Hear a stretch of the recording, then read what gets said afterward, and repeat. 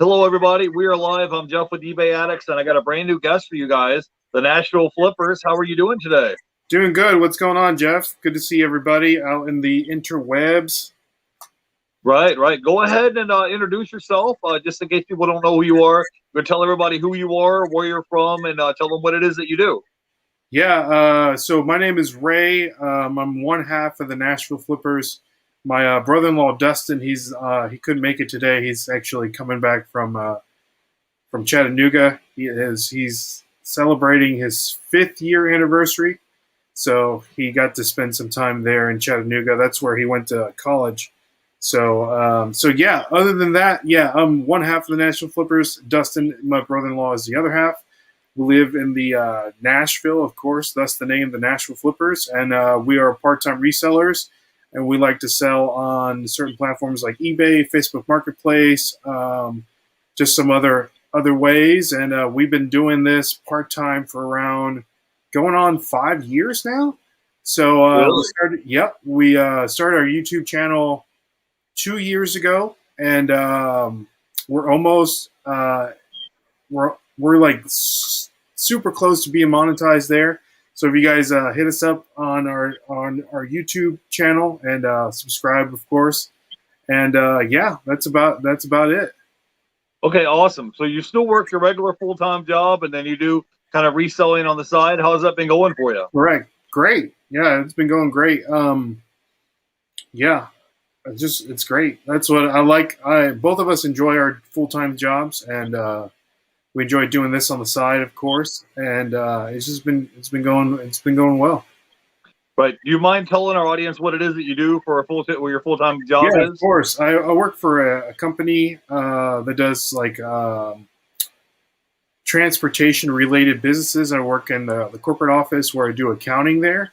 So I work on everything having to do with accounting, and I do that from Monday to Friday, full time, and then I'll come home and I'll do part time reselling. Okay, awesome. So it looks like you have fun. I think I saw you. You were on with Buffalo Picker a couple weeks ago, right? How did that go?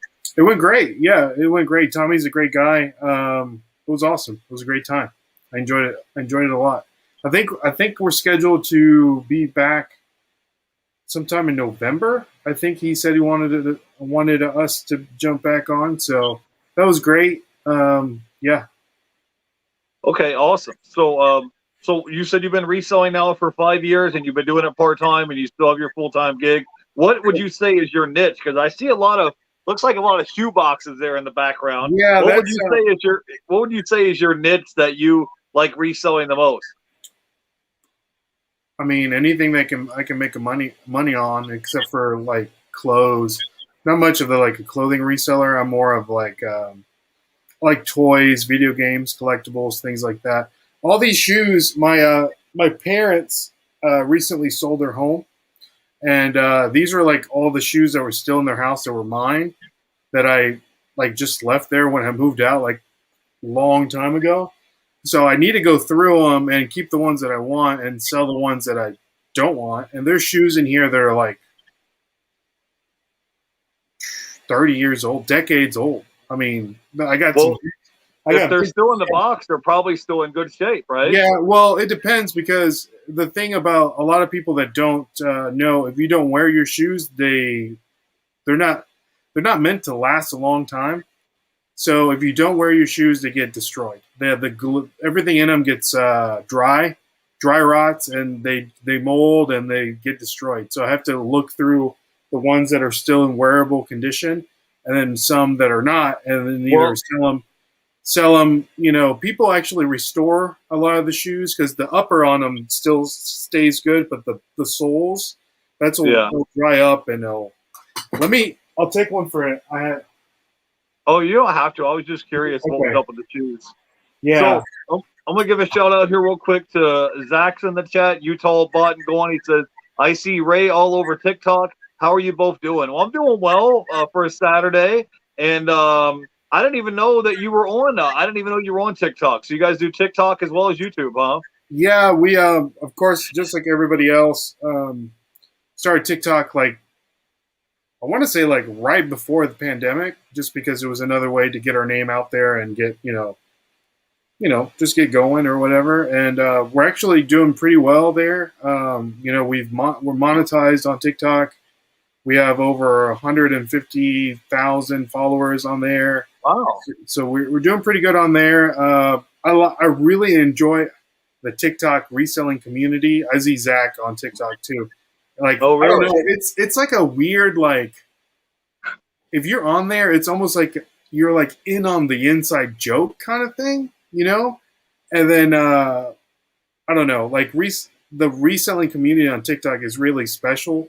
I know that I do these interviews on Sunday nights, and the majority of our guests are from TikTok that I've just gotten to know, and it's everything from you know like a stay-at-home mom of 3 that we just had to people that buy like I'll have a guy on this Sunday that buys wholesale, like he has a business where he buys and sells wholesale liquidation pallets. Like that's what he does for work. So I got to know him on TikTok, and I'm having him on tomorrow. His name is David, so that's gonna be a fun little interview just to know that world. So okay, cool. The Selling Sniper is here in the chat. He says, "Hello, Jeff." He says, "Every time I see the Nashville Flippers in Cajun Roots reseller chat, I always ask them if they got monetized yet." Well, yeah, not yet. We were just talking about that. How many more watch time hours do you need?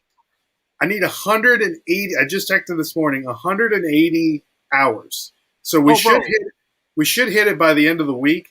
And I was actually going to. I'm not going to do it anymore, but it's sometime this week. I'm just going to have a live and just have everyone come on, and hopefully that'll push us over the top. I was going to do it today, but I ended up buying a bunch of Pokemon cards yesterday because I love Pokemon, and the new set just came out, and I opened it live on TikTok like right before this. I actually still have my Ash's Pikachu. This is actually a Cleveland Indians hat that they made to look like the Pokemon hat. Oh, okay. Cool. It's very rare. It's actually worth some pretty good money because it's a new era 5950 Cleveland Indians hat. It's meant to look like Ash's hat from the Pokemon series. Yeah, man. Well, you guys are going to be monetized within the next week or so. I know it. You got this, and it's funny. I just checked your channel like 2 weeks ago, and and it's like your channel's been gradually growing, and it just that's the way it happens. It doesn't happen like you blow up overnight. Sometimes it takes a while to get there, but you're going to get there. You're making progress, and I think, like I said, I saw you on Buffalo Pickers channel, and that's when I subscribed to you and kind of reached out to you. I was like, hey, we got to check these guys out, and I was watching your video, and I was watching some of the holes and stuff that you guys got at the bin store. So if you guys aren't familiar with our guest, they found this video game system. I think it was an Xbox One, and you guys pulled it out of the bin store for like $7. So tell us the story behind that. If they're not familiar with your channel, tell them a little bit about that. Yeah, one of the main bread and butter stores that we like to go to, and these are popping up everywhere, guys. I don't know where you are, Jeff, but of course I live in Tennessee, and a lot of the southern states, because of the way that they're the no income tax and the way that they're set up, it's a little easier to sell things and just I don't know. It's easier for a smaller business. So they have these things called liquidation bin stores. And what happens is that someone like my friend David, that's going to come on tomorrow on our channel, he orders these pallets of either things that have just been shelf pulled for some reason, returned, damage, or most of the time they just change the packaging on the product that's in the box. And they'll just get liquidated to the highest bidder, and then it just gets sold off. Stores like Target, Amazon, Walmart, Best Buy, Dollar General, and they end up in these bins in these stores. You can look through them, and you can depending on the store, anything can be from like $5 to $7, and it just gets cheaper throughout the week, and then they'll restock. So like the one that I go to all the time. It's $5 on a Saturday. That's when they restock. That's when the best stuff is there. And then throughout the week, it just gets cheaper. So by Friday, everything's like a quarter. But by then, the only things that are left are like 2017 calendars and I don't know, like like Mike Pence inaugural pins or something. Things that are like completely useless. I want to share something right quick, Jeff. I was not able to I wanted to share something right quick. I wasn't able to go today to go sourcing, but my other brother-in-law, Tim, that kind of does this with us, I got him doing it.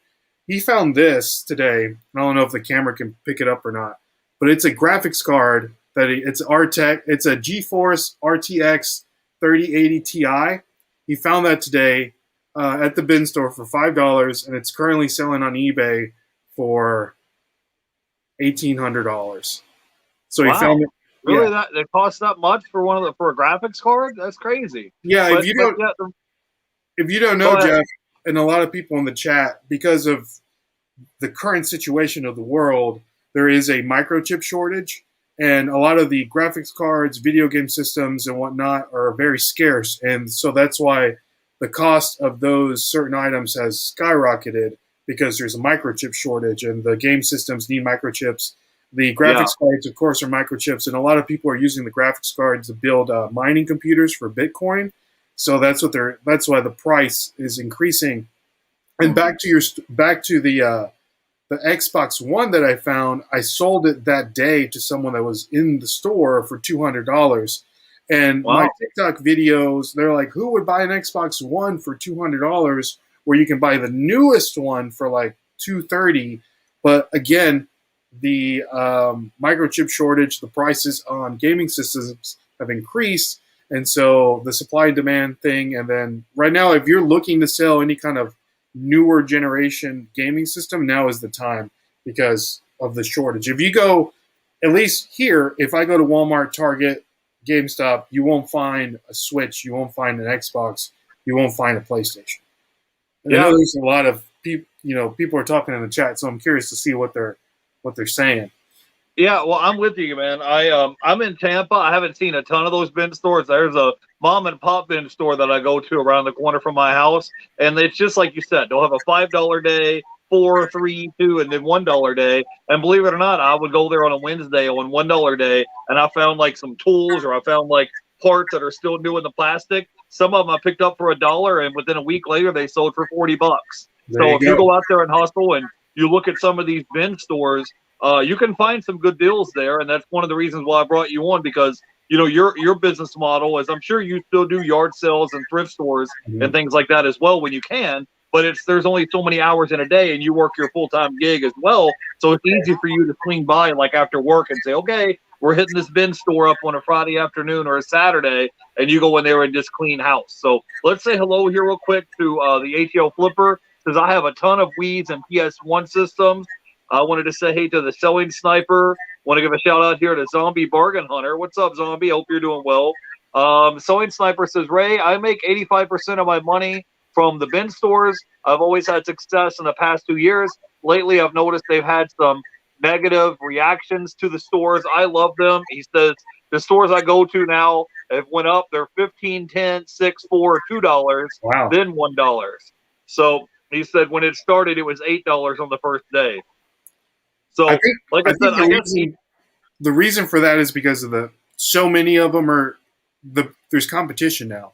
So a lot of bin stores are popping up, so there's more people bidding on those pallets. So the pallets cost more than what they used to. I actually I got to go to a pallet store last week when I came back from vacation. I'm yeah, working on editing that video this week, and that'll be released next week. But pallets of just stuff, that you can buy wholesale. But I think it's the competition, the reason why people have been going to those places. And it's you might find a graphics card in there, and you'll be glad to pay well, $17 for it. the good thing is like if you're a person like me, you don't have a pickup truck, you don't have a trailer. It's not really convenient for you to buy a whole big pallet of merchandise, and you're rolling the dice on $5, $6, $7, $800 for a pallet of Correct. stuff. You get it home, it's taking up half of your garage. You're unwrapping it. You don't know what kind of condition the stuff is in. Right. You're kind of throwing darts at a dartboard in the dark. Whereas with the bin store, you're getting items for $3, $4, $5, $6, $7, and you can physically put your hands on the merchandise and see, okay, is this still in new condition? Is this stuff expired? You can turn around and scan the barcode and say, okay, what is the sold comp on this item, as opposed to just buying pallets of merchandise and whatever you get, you get. And so, you're not rolling the dice with five, six, $700 on a pallet and hoping that you break even. And like I said, you can physically get your hands on it. Like when you pulled that Xbox One out, you can look at it and see, okay, is this item still filled? Is it still in good condition? And you can kind of pick and choose your battles, kind of pick and choose through the inventory. So tell us, what other kind of cool stuff have you pulled out of the bin store lately? Because I know you said you've been going there for the past 3 years. And tell people a little bit more about where do they need to go to look for bin stores in their area? Do they just pull out Google Maps and Google and then type in bin stores, or what do we need to be looking for? Yeah, I would, of course, do a quick Google search. I would Google liquidation bin stores, and then, to be honest, go on Facebook Marketplace and just type it in, because a lot of those stores they'll do advertisements on Facebook, and so that's a good way to find them. Is Google or Facebook Marketplace, and just Google liquidation bin stores, Amazon liquidation stores, things like that. And of course, you can buy boxes online from like liquidation.com, Wholesale Ninjas, like We Bargain, like certain websites like that, and they mail it to you, but you don't know, like you said, Jeff, the condition of the items that you're receiving. Even if you have a manifest, depending on what the item is, the big money item could be broken or tore up or anything like that. So, but what Ray is telling you guys is that when people have customer returns, there's different levels to it. There's like grade A stuff that's shelf pulls. You have customer returns. Then you have stuff that's just garbage, that's just junk, and it's basically missing pieces. It's just like thrown together, and it basically is garbage type of stuff. And when you're kind of looking at it, a manifest, or you're looking at an outside of a pallet, and all this stuff's already in a shrink wrap or it's in cardboard, it's kind of hard for you to sit here and examine the condition of the merchandise. So what other places do you guys hit up besides the bin stores? I know that's one of your bread and butter places, but where else do you guys shop at for inventory? I mean, basics. You go to your Goodwill, your thrift stores, your garage sales, of course. And we do have a store here called Bargain Hunt. I don't know if anybody's heard of it, but it's kind of like a scratch and dent store. And same kind of deal. They have way better merchandise than you would say a bin store, because everything's, put out and nicely looking on the shelf. But the good thing about those stores is they'll have a price tag and they'll have a date. And then each week, depending on what the date is, if it sits too long, they'll just keep marking it down. So sometimes you can find some really good stuff there. We used to find some great stuff there. We used to come out with like brand new stacks of like video games for like $1. Brand new, like WWF wrestling games for like $1 for like the PS4. We used to sell them like constantly. But other than that, just those places. Of course, I do a lot of sourcing on Facebook Marketplace. You'd be surprised what people will just get rid of there. Of course, you know that, Jeff. And yeah, that's really about it. Okay, so we need to go Google on our phone and go to Facebook Marketplace and look for liquidation stores or liquidation bin stores. Is that what we should look for? Amazon bin stores, liquidation stores. You'll find them. I know there's like in Alabama. Like if you're in the South, there's one close to you. For sure.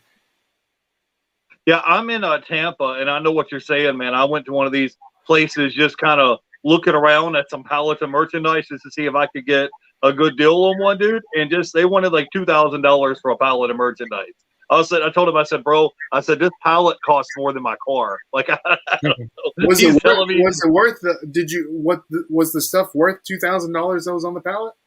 He was telling me it was, but I didn't see it. It was like plastic lawn chairs and stuff. It was like stuff returned from like Walmart, Target, stuff like that. And I was like, bro, I just can't see paying $2,000 for plastic lawn chairs. Like, this costs more than my car. I just don't see it happening. And he was like, well, this manifest says it's like over $3,000 worth of stuff. I said, well, that's probably retail. That's retail, not right. So I just didn't see it. The ATL Flipper says we don't have any in Atlanta. The Sewing Sniper says Black Friday daily discount store. He says there's 3 in Texas, 1 in Denver, Colorado, and so yeah. I guess you're just gonna have to look around and find them. So ATL Flipper, I bet I can find one in Georgia near you. There's got to be some in Georgia because it's so close. If not, drive over to Alabama. I know they're like Crazy Boys or K's Boys, something like that's in Alabama, which is really good. I know there's one in Indiana called like $7 Treasures. I mean, they're everywhere. You just got to know which ones are good, because a lot of these places, what they'll do is they'll buy the pallet, they'll sell the good stuff on eBay, and then just liquidate all the garbage. All the cell phone cases that aren't worth anything, all the calendars, because that's a good way just to get rid of the stuff. Right. Yeah, I'm with you on that. So tell me, what has been some big hot selling items for you? Because you mainly sell on eBay, right? Correct. That's just the easiest platform for me. I don't do any Amazon just because, of course, like you said, Jeff, I work part time or I work full time, do this part time. Amazon, I think, would be a little more, I don't know a lot about it. So that would be a little more intricate. I would have to spend a little more time there. And I don't like the way that Macari is set up, so scratch that. Poshmark, I'm a man, things like that. I'm not a clothing reseller thing, and then I know Facebook Marketplace is now starting to ship stuff out. If I have big items, I'll sell on Facebook Marketplace. And for instance, I found like a radio flyer wagon, like Yeah. not built in the $5 store that I paid $5 for it. I brought it home, I put it together, put it on Facebook Marketplace, and I sold it for like $60, like easy, I just had to put it together, which was pretty good. But I know that ATL Flipper had said that he had a lot of Wii's. ATL Flipper, if you're like computer savvy, I would look into maybe getting the Wii jailbroken. And what that means is like adding programs into it that's not supposed to be on there. Like you could put in like all the PS1 games, PS2 games, like N64 games and stuff, and then sell it on eBay, and you'll get a lot more for it. And there's tutorials on YouTube to do it if you're into that. But Yeah. Hey, Weezer ATL Flipper. Yeah, I was just gonna say I would look online. I just typed a quick Google search and just typed in Amazon bin stores in Atlanta, and I mean here's one that just popped up. It says it's in Savannah, Georgia. And so, I mean, if you just look online, I'm sure you'll find some. I just found a few online. If you just go and look, like this guy right here just posted one on YouTube and said it's in Savannah, Georgia. So there you go. I'm sure if you look online, you'll find some bin stores. Just go to Google and type in Amazon bin stores in Atlanta, and some will pop up. So tell me how many items do you currently have listed right now on eBay? Not a lot. I mean, maybe like 400, something like that. This is not where I keep my inventory. I have a garage where this is kind of my office slash creative space. And the only reason why these shoes are here is because I need to go through them and do that. But all my inventory is set up pretty nicely in my garage. I have all my packing stuff there, my ship station. The only thing that's here on this table is I got my thermal printer here, and my scale, and this is where I do all my listing is here, but I have all my inventory in the garage. Okay, cool. So Ray, what piece of advice can you give somebody? Give me like your top 3 tips that would help somebody out with their reselling business. Because obviously they need to come check out your YouTube channel, right? And maybe they'll get some tips and tricks. But what would be like your 3 pieces of advice that you would have to help them out with their reselling business that maybe they are overlooking or maybe they just haven't thought about? I mean, for sure, the first thing that really comes to mind, and like I'm a number oriented person. Make sure you know your numbers, what your buy cost is, what your cost of goods is for the supplies you're going to use it to ship it out, what you're going to sell it for, because the last thing you need is to be in the negative for something that you paid. I don't know. You can be in the negative really quickly if you don't do your numbers. Know your fees, things like that. That's really the biggest pointer is know your numbers, know the fees that are coming out, know how much is going to be shipped out. Are you going to be charging calculated shipping? Are you going to be charging free shipping? How much is that going to cost? All that good stuff. Because a lot of people overlook that, and then they'll say like, okay, I've had this item for a little bit. I'm going to promote it at a 2%, and then they'll forget. After a while, you're not really making any money. So I pass up a ton of stuff because it's not, I like to make at least $20 like net on an item if I sell it. So like anything like lower than that, unless I get it for like super dirt cheap, it's not worth my time listing it. Does that make sense? I'm with you, man. Yeah, I try when I pick up an item.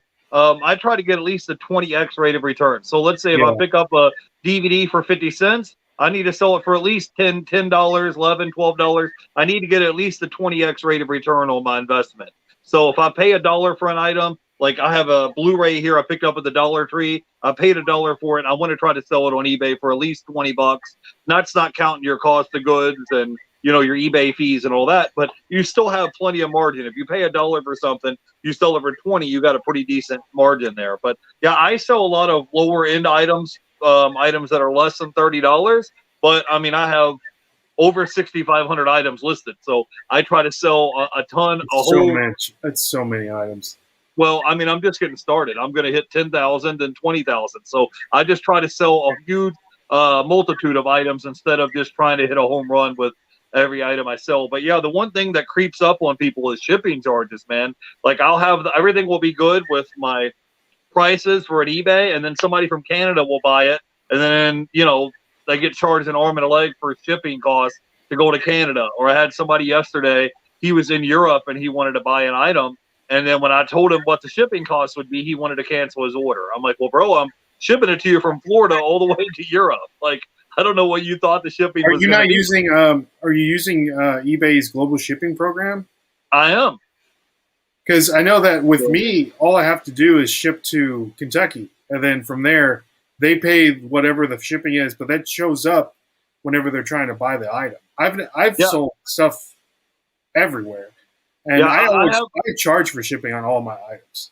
Yeah, I have. Yeah, well, I charge the customers for shipping, but what I'm saying is that some of the items, even though I have global shipping program, there's some customers that would just message me and say, "Hey, can you ship to here or ship to there?" So the shipping cost adds up. I wanted to say, hey, real quick to Anytime Picker, the ATL Flipper says, anybody told you that you look like Reyes the entrepreneur? I'm better looking than that guy. Oh man, no. Here we go. Here we go. So Ray, what is your plans for the future with your reselling business? I know right now you're still doing your full-time job and you're kind of working out of your garage. Do you have plans to maybe expand in the future? Are you guys going to get a warehouse? Are you going to hire some employees? Not really. Or what is your thought? We really like this This is kind of like a hobby, like a creative space, a good way to make a little extra income on the side. Like we can scale it up if we want to, of course. But I think right now we're really comfortable where we are. And I just like what we're doing right now. It's real easy. I can make, anywhere. You can make some good money. I don't want a warehouse. I don't want a truck. I don't want to do this full time right now. If anything were to happen to where they'll let me go out of my job, of course, that will be the next step is to scale up this reselling thing. But right now, I'm comfortable where I'm at. It's just fun right now. I don't want it to be like a worry or any. I can easily turn this into a pretty big, scale it pretty big. I think, but right now, I think we're pretty good where we at. Jeff, I wanted to ask you a question. You said you have how many listings right now? 2,600? 6,500. 6,500. So like the majority of your stuff, like a day, how many items are you selling like a day? It varies from day to day. I still see what happens is eBay changed their thing in 2020. So everything that falls in a select category, like CDs, DVDs, Blu-rays, video games, VHS tapes, all these items fall in the select category. So if the item falls in the select category, you pay zero insertion fees. So if you have the basic store, the one that's like $21 a month, eBay gives you 10,000 free listings. Yeah. So if they're giving you 10,000 free listings and you can pick up items for a quarter, like I have a particular DVD that I have 600 copies of, okay? I paid like less than a quarter for it, okay? And every week I sell probably 4 to 5 copies of it a week for $20 a piece. So, I mean, if you have an item and this one item, and it's like you can just put it in the computer and say, okay, I have quantity of 600 of this one item, and then this one item just sells over and over and over again, it's kind of an autopilot. Then whenever it sells, I just put it in a 6x9 padded envelope, drop it in the mailbox, put a little shipping label on it, and ship it off. But most of my items, like I said, are media items. They don't take up a lot of space. They're not very heavy. Media mail shipping for everything under £1 is $3.19. Customer pays shipping. And I mean, let's say, like, for example, I can order 1,000 CDs shipped to my door for $380, including shipping. So when you take $380 divided by 1,000, my buy cost is 38 cents a piece. Now, if I turn around and can resell them anywhere from $10, $12, $15, $20 a piece, let's just say it's $15 a piece times 1,000. That's $15,000 worth of merchandise. My buy cost was like $400. So, and you're getting free listings. So at the end of the 30 days, if your item doesn't sell, it auto relists and you pay zero insertion fees. You just pay a fee when it sells. But I'm like you. I still have a regular, full-time job that I do, and still shooting YouTube videos. But like I said, if they're going to give you 10,000 free listings, why not use them? You're not being, it's like you use them or you lose it, So I try to max out my free listings as much as I can. And I'm kind of competing. My little brother, he's a reseller as well. Right now, he's at about 7,800 items, and I'm at 6,500. So we're trying to see who can get to 10,000 first, and then next year it'll probably be 20,000. He sells a bunch of remotes, like TV remotes. Yeah. So that's his niche. He can buy 2,000 of them, shipped to his door for 50 cents a piece. Then he'll turn around and sell them for 20, 25, 30 bucks. Whatever they sell for, and he's got 50 cents a piece tied up in the item. So it just depends on what your what your strategy is. Where you might go to the bin store and spend $7. I can go to the pawn shop, spend $5 at the pawn shop. Let's say buy 10 DVDs for 50 cents a piece, and if I can sell them for at least $10 a piece times 10, I turn my $5 investment into $100 versus someone spending $5 on a pair of shoes and selling them for $50. So it's just however you want to play the game, So the majority of your items that you have listed are media items. That's what I'm saying, yeah, because they fall in this select category. When you said 6,500 items, I'm thinking I'm thinking big items that or at least not a DVD. I'm thinking something bigger. So I'm like, man, that's a lot of space. I'm thinking of the space. I was just like, man, that's crazy. It all fits in the shed right now, and I have a big 5-car garage I can expand into as well. But it just depends on, like I said, however you want to run your business. Let's say hello real quick to Greg is in the chat. Says, can I ask questions? Yes, go ahead and ask questions. And I wanted to say hey to Knucklehead Hustle. So, anyways, I wanted to talk to you a little bit about your YouTube channel. Tell people about your YouTube channel. Tell us about what kind of content you usually make on your channel and how often do you upload. Tell us a little bit about that. Well, we upload once a week, regular video once a week. And we have interviews Sunday night, and it could be, just resellers. We have the interview, which I'll strip the audio from the interview and I'll upload it in a podcast form. So you guys can listen to the interview on a podcast, and it's called This Week in Reselling. That's the name of the podcast. So that podcast releases every week, and it's just the interview on YouTube, stripped the audio, and then uploaded on a podcast form. So you can listen to that anywhere. But and we do regular videos once a week, and they're just fun little reselling videos. It's just us going to the bin stores, us going to Goodwill, us going to yard sales, and just having fun, just doing creative things and having fun along the way, All right, now, go ahead.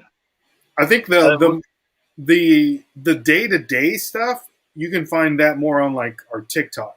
So the Nashville Flippers on TikTok, I post 2 to 3 times a day on there, and that's more of in the weeds kind of things, real helpful tips and stuff like that.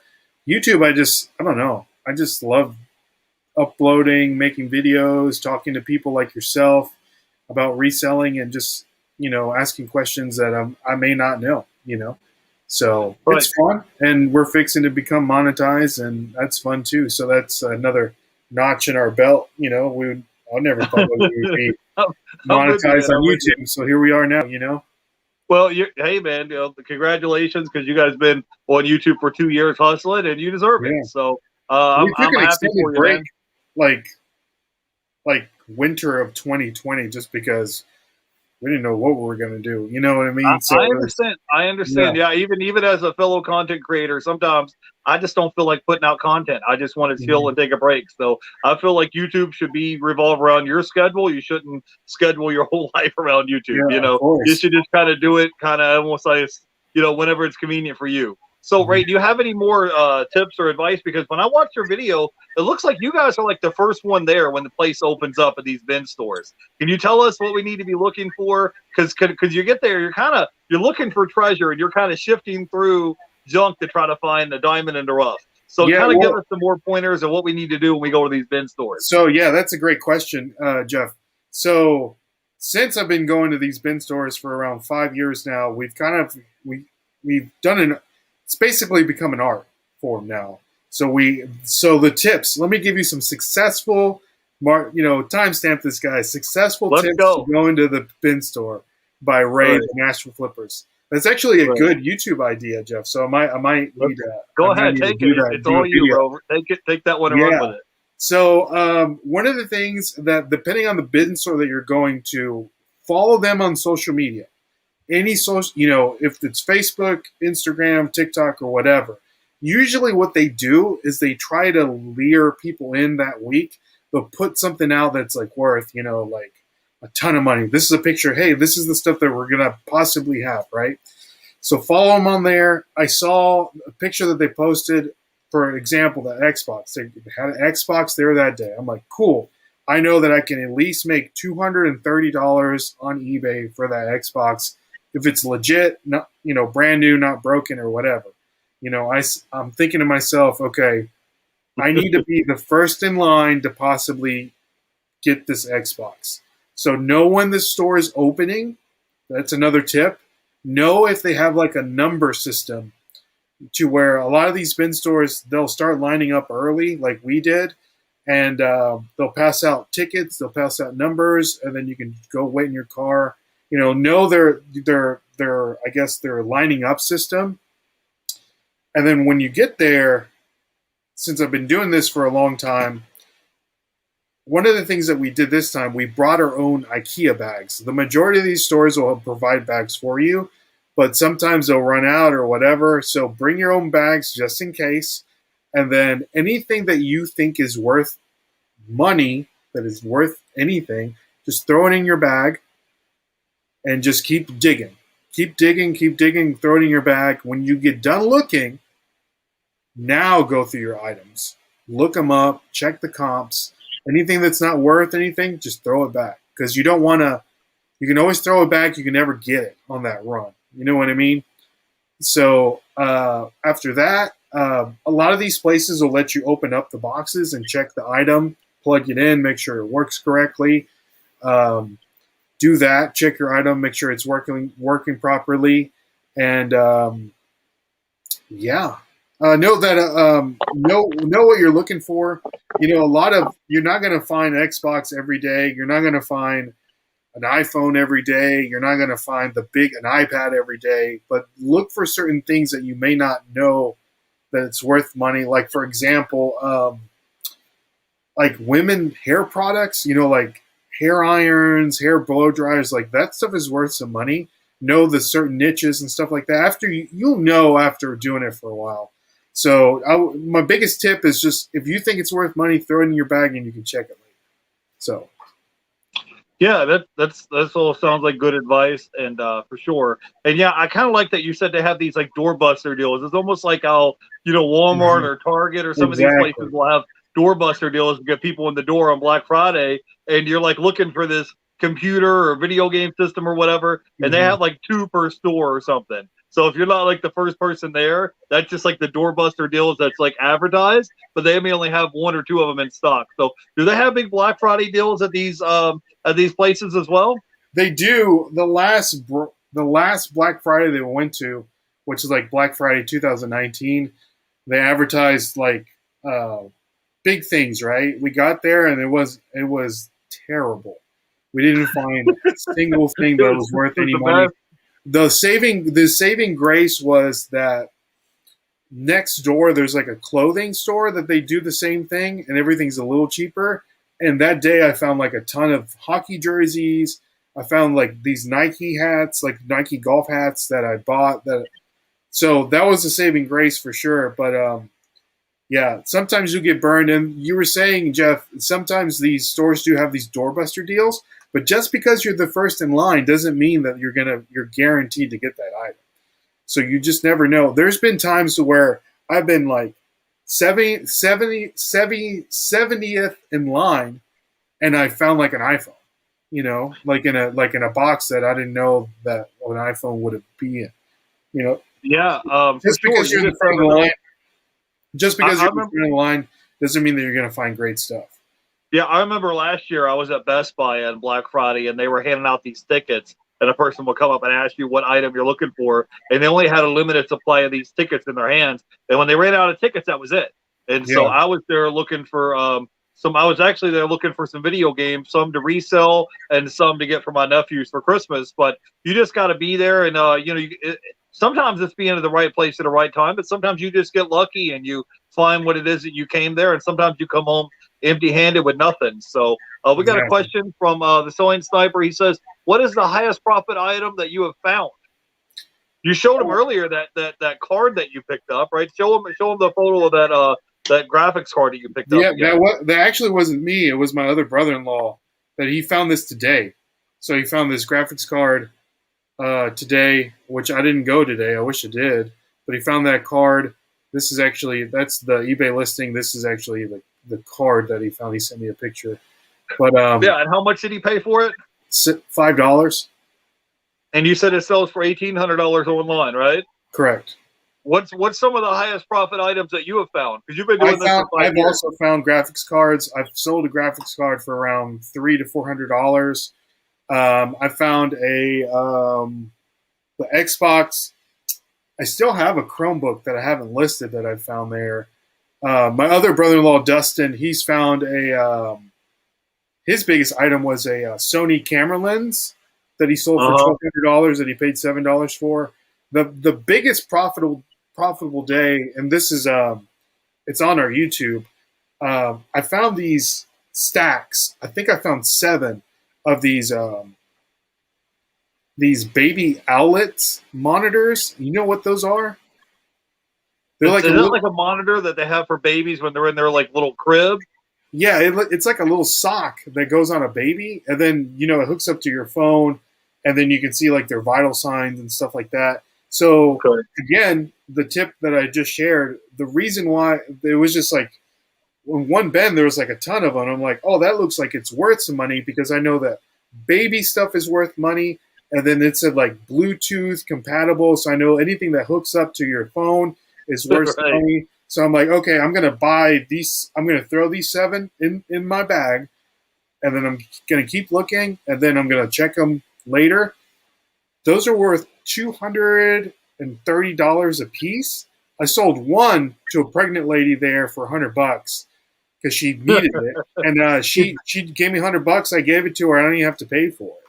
So I sold all those for like $200. So Right. that was a good find. Okay, cool. Let me say hello real quick to Urban Foster is in the chat. The Sewing Sniper says we should do a bin store challenge, Nashville Flippers. Let's do Just it. hit them up. Yeah, all the links are down below in the description for YouTube and Instagram. Anytime Picker says an our bin store, those type of things don't end up in the bins. He said it ends up with the owner. He sells it himself. So hey, Exactly. man, that's cool. So hey, Ray, That's one of the things that I was telling you about. That a lot of these places, they'll that's what they'll do. Is they'll buy the pallets, sell the good stuff, and then they'll throw all the junk in the bins. well, guys, I'm just telling you from my own experience. I went to a bin store, like I said, a while back, and I picked up an item for $1, and within a week, it sold for $40. So if It's you're out awesome. there hunting, if you're out here looking for merchandise, you'll find it. You just got to get out there and hunt and look for it. So Mhm. hey, go ahead and tell everybody where they can go by and check you out, so they can follow you out on YouTube and Instagram. I have all your links down below. We'll let them know where they can go by and follow you and check you out. Yeah, for sure. So, guys, follow us on YouTube, the Nashville Flippers. Make sure you subscribe, of course. Follow us on Instagram, the Nashville Flippers. Listen to our podcast, This Week in Reselling, where you can listen to every podcast available. We do Sunday night shows on our YouTube channel. And if you follow us on TikTok there, it's the Nashville Flippers. And that's really about it. We do have a sponsor for our podcast. It's Popping Off Toys. Jeff, I don't know if you like Funko Pops, but if you go to poppingofftoys.com, they sell Funko Pops. Use the code Nashville Flippers and you'll get 10% off. Hey, that's cool. So Yeah. that's awesome. So do you have any words of wisdom or any final thoughts you can leave our audience with? Let's see here. The majority of the people here, they look like they're already resellers. So sell the stuff that you like to sell. You know what I mean? So besides that, it just gets boring and monotonous, and so it's a job, you know. Yeah, for sure. I mean, that's a good point, is sell stuff that you enjoy selling. So if you like shoes, sell shoes. If you like video games, sell video games. Also, you have a kind of a competitive advantage when you're in that niche and you're out somewhere looking for video games and you know, oh, this is a $20, $30 video game where other people walking by wouldn't have a clue. So Yeah. that's for sure. Anyways, go by and check out our guests. Go subscribe. All the links are going to be down below. Let's hope the Nashville Flippers get monetized. They're like this close. So if you We're can help real them get close. monetized this week or next week, that would be awesome. Till then, I will see you guys next week on Tuesday. I have a brand new guest coming for you guys. Ginger Marvin is going to be here on Tuesday. So if you want to come hang out with us Tuesday, 4 p.m. Eastern, come by and pick their brains. Till then, go ahead and follow and subscribe to our guests. All the links are going to be down below in the description below. And you guys have a great weekend. I'll see you guys later. Bye, everybody. Bye, guys. See y'all.